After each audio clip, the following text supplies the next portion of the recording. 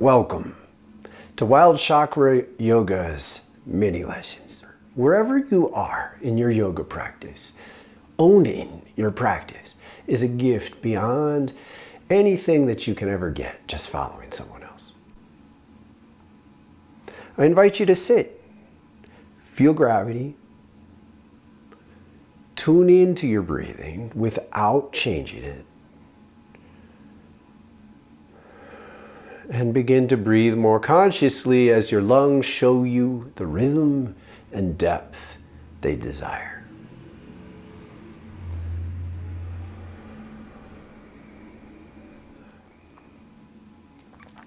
So today, in this first lesson, working within the flower sequences gives you the gift of freedom and independence. If you stay within the sequence, you can keep progressing and asking yourself, what do you need? Here's what it looks like. The basic pose for the heart chakra is child's pose. I invite you to kneel in this position with your big toes touching, your knees slightly apart. Now ask yourself, what do you want? I want to go down a little bit to remove the pressure on my knees, but I'm going to stop right here. We are even modifying the first pose.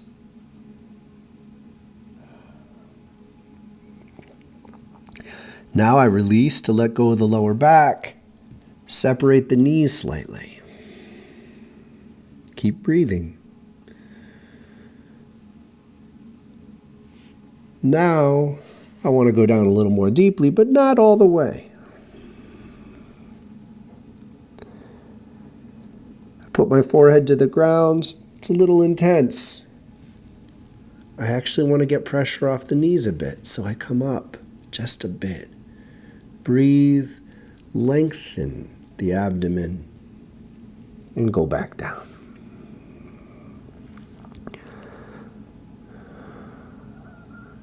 And now I feel ready.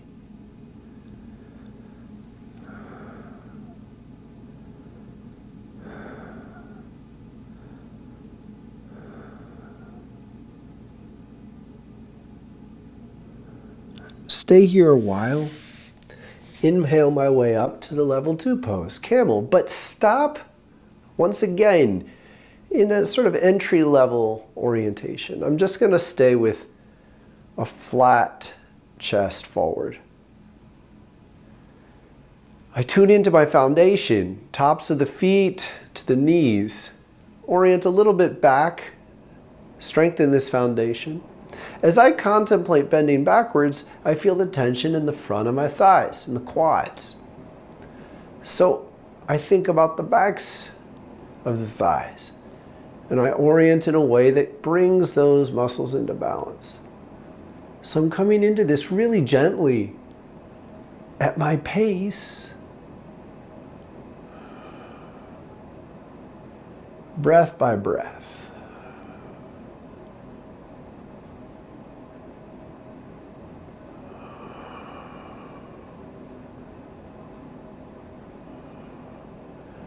Now, I want to do the side poses, the balancing poses.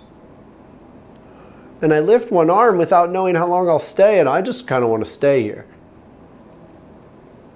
So I explore slightly deeper arch while I breathe.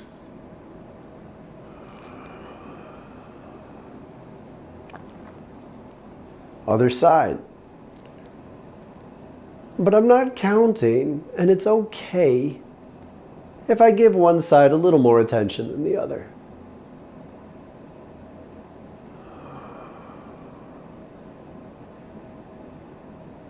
Keep my breath deep and allow my breath to be a primary diagnostic, showing me where I'm generating tension and bringing relaxation into that space.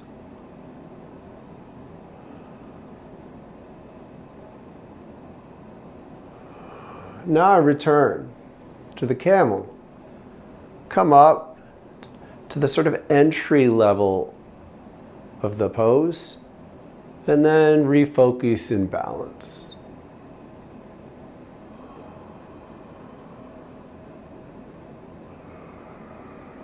Foundation up.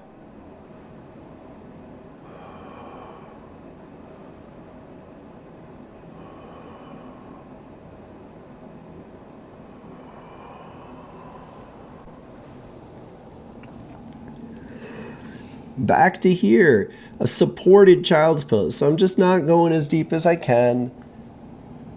I'm really giving my body space to tell me what it wants. Sense tension in my neck, release it.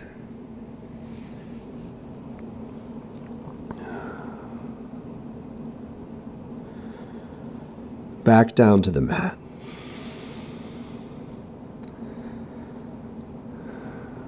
Now, you engage the rest of the grounding flower in exactly this way.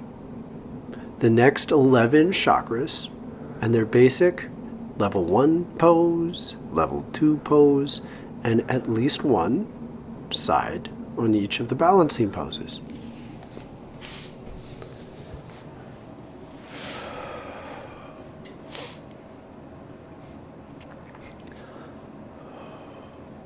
I invite you to take your yoga practice to a new level.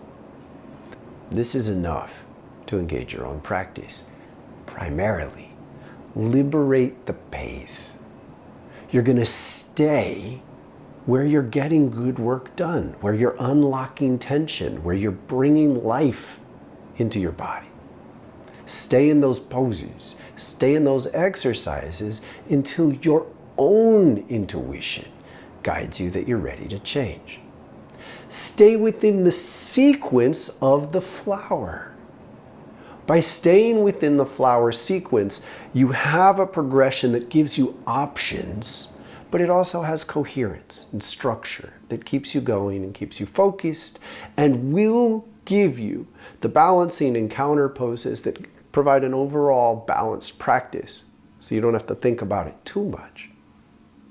This is the gift of Wild Chakra Yoga. The ultimate gift is to put you in a position where you're able to follow your own self-practice at least sometimes. Because the value in this will lead you into the core tensions and liberate energy that's been trapped inside your basic sort of stuck patterns. I invite you to challenge yourself in this way. Make it a priority. What we just did was explore 2 basic patterns within one chakra's poses. So the heart chakra has child's pose and camel. Moving back and forth is empowering. Level 1, level 2. It also has half camel, so we're reaching back side to side.